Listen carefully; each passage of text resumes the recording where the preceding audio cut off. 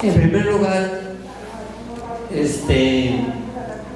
decirles que lo que acaba de expresar ¿es Yasmín?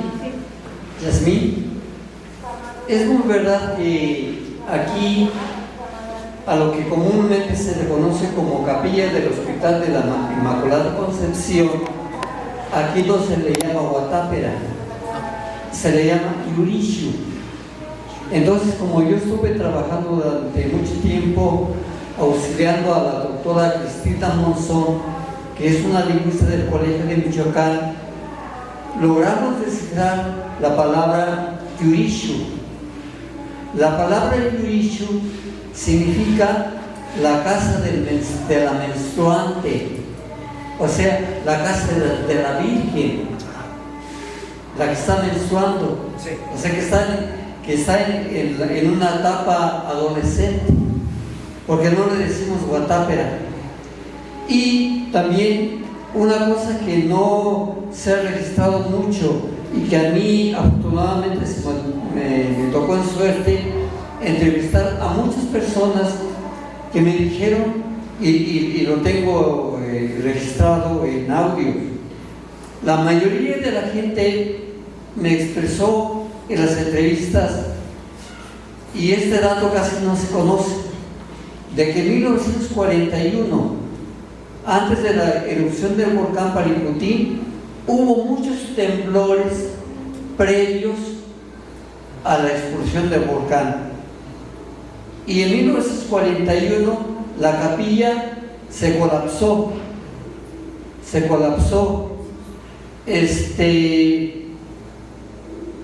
Naturalmente hubo gente en aquel tiempo que era más pudiente, que tenía recursos, y me hablan de un señor que se llamaba Nepomuceno Cortés Ramírez, que él financió la reconstrucción de la parte posterior de la capilla del Hospital de la Inmaculada Concepción, y que no quedó exactamente igual, porque antes tenía un pequeño campanario, y esa campana se encuentra actualmente en el balcón del curato, en una esquina, todavía se encuentra, pero ya no la reconstruyeron igual como estaba antes, pero es una reconstrucción, y eso es como una novedad, porque muchos de los arquitectos o de los que estudian la historia sacra no tienen estos datos.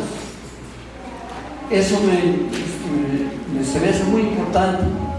Afortunadamente, a pesar del colapso de la capilla del hospital, pues muchas imágenes no se dañaron, pero es una reconstrucción. Otra de las cosas también que yo deseo hacer mención es que acaban ustedes de mostrar una fotografía de cómo estaba en blanco y negro, de cómo estaba el templo. A ver, ¿dónde está la capilla abierta? No, esa no. No, tampoco. Esa. Miren, esa es una capilla abierta. Y también actualmente, si ustedes notan o la visitaron, aunque sea por la parte externa, hay una placa en medio de la pilastra o el pilar, en donde hay una inscripción en cantera que dice que fue cancelada, no estando como párroco, pero sí como encargado de provisional ni era parroquia todavía en Gagua, pero estaba a cargo del señor cura don Ezequiel Montaño, que en el año de 1946 cancela la capilla, y es como la encontramos actualmente, ¿verdad? También me gustaría que si nos pudiera hablar un poco de la función de las capillas abiertas, por favor. Claro que sí. Gracias. Bueno, pregunta usted cosas interesantísimas desde que yo llegué, ¿eh? y bueno, vamos a darle. Primero, o sea, el Vasco de Quiroga, fíjense qué curioso Vasco de Quiroga. Todas las capillas que son o que construyó él estaban dedicadas a la Santísima Concepción, ¿sí? En un primer momento no era la Virgen de la Salud de Pátzcuaro, no, era la Santísima Concepción. Entonces, esto es muy interesante, lo que usted nos acaba de decir, que está dedicada a la Virgen de la Santísima Concepción. Sí, pero es desde el siglo XVI, o sea, desde Vasco de Quiroga. ¿Por qué? Porque él ordena que en todo el obispado, en toda, o sea, cada región, haya una imagen de bulto de la Santísima Concepción. ¿Sale? Ese es un dato interesantísimo, ¿sale? ¿Por qué? Porque renace, o sea, si analizamos un poco, renace en los pueblos originarios, ¿sí? Como en la concepción cristiana. Ya no van a ser politeístas, ya no van a creer en Charatanga, en Curicaello, o sea, no. Ahora van a creer en quién, en Jesucristo, ¿no? Entonces, esa concepción iconológica, ese análisis iconológico es muy importante. Por eso es la Santísima Concepción, que está, así es como el pueblo está resurgiendo de nuevo, ¿no? El pueblo de Israel o el pueblo elegido, que son la nueva España, ¿no? Bueno, eso por un lado. La capilla abierta, interesantísimo lo que usted comenta, maestro, le agradezco. Las capillas abiertas tienen una función. O sea, pues haces misa afuera, porque adentro no caben, ¿sí? Entonces la capilla abierta es eso, haces ritos religiosos ahí. Entonces, tienes el atrio, que está muy amplio, si usted tiene un atrio amplísimo, está grandísimo, y ahí empiezan a celebrar los ritos religiosos, ahí donde hay el catecismo o el adoctrinamiento cristiano, ¿sí? Entonces ahí empiezan a hacer ritos, ahí hacen la última cena cuando es Semana Santa, ¿no? Todos esos ritos de la pasión, muerte y resurrección, ahí los hacían. Esa era la función de la capilla abierta, volvemos a lo mismo, imagínense 600 personas, pues no iban a caber adentro de la capilla, ¿sí? No, tienes que sacarlos y sale el padre y allá afuera hace la misa. Entonces esa es la función de la capilla abierta, hacer los ritos para que todos supieran qué es lo que se estaba haciendo. Ya la evangelización, pues también podrían poner maquetas o dibujos. Los franciscanos eran así, ponían sus libros, iban explicando el Padre Nuestro, por ejemplo, por medio de imágenes. No traje una imagen, desgraciadamente, pero van ellos diciendo y en la lengua originaria, ¿sí? Eso es lo interesante, pero sí es muy importante. Y si vi la placa, maestro, hasta le dije, Marcos, mira, ven, vamos a ver, ahí dice que fue cerrada. Pero la pregunta es ¿por qué? ¿Por qué la cerraría, ¿no? O sea, el sacerdote de esa época. Pero sí es importante que las capillas abiertas, desgraciadamente no la tienen ustedes, pero las capillas abiertas ayudan a entender la capacidad del espacio y la distribución del espacio, ¿sale? O sea, para el adoctrinamiento, la evangelización, ¿sí? Entonces, eso por un lado, maestro, entonces, esa es la función de las capillas abiertas, ¿sí? Por ejemplo, si nosotros, en vez de esto, estuviera abierto, ¿no? No estuviera techado, pues sería como una capilla, un ejemplo, pues, muy sencillo, una capilla abierta. Pero eso es como lo que para eso sirve la capilla abierta, para la evangelización, para ciertos ritos, para la última cena, para hacer los coloquios, ¿no? Las representaciones teatrales de la vida de Jesús, de todos esos ritos, o las representaciones de las vírgenes, etcétera, ¿sí? Entonces hacían pastorelas, ¿sí? La pastorela surge, o la pastorela de México surge en el siglo XVI, ¿sí? ¿No? Entonces es parte de estos métodos misionales de los misioneros, pues. ¿Sí me explico? Entonces eso es lo importante y sí, es una función básica. Si vamos a Sinsunza, hay capilla abierta. En Morelia no hay capilla abierta, ¿vale? En Morelia no hay. ¿Por qué? Porque son ciudades para españoles, hombre.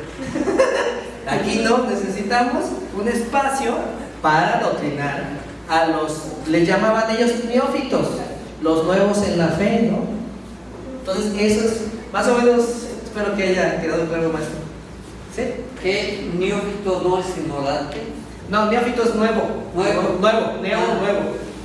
Nuevos, son nuevos, ¿sale? O sea que están aprendiendo algo nuevo, ¿sale? Entonces, eso es la concepción. De latín, maestro, mire. Hablo desde el latín. Dígame. Sí, una pregunta ahorita también con lo del templo. Bueno, como ya has mencionado ahí lo del Yuricho, la capilla del hospital, tiene su fecha de término. Al parecer, Sausal también distinguió una fecha de conclusión del templo, que no la encuentro, no sé si a lo mejor en los textos que leíste. Obviamente pues es anterior, por eso ya debería de estar el templo concluido antes que la capilla de la Virgen.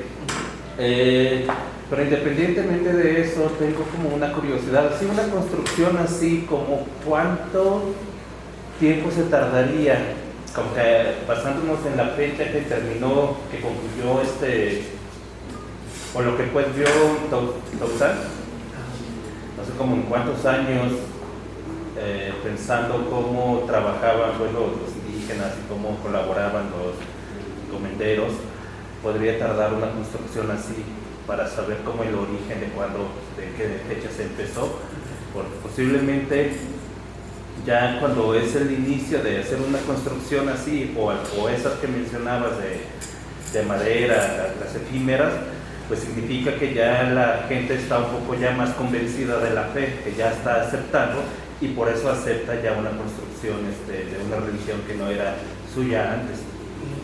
Sí, es interesante lo que también me planteaste, gracias.